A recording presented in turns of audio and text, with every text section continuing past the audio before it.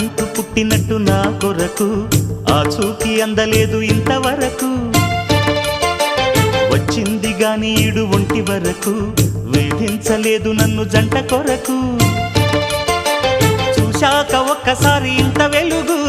నా వంక రాను అంది కంటి కునుకు ఈ అల్లరి గారడి నీలీల అనుకోనా నీ పేరు ప్రేమ అవునా ఇవాళే నిన్ను పోల్చుకుందా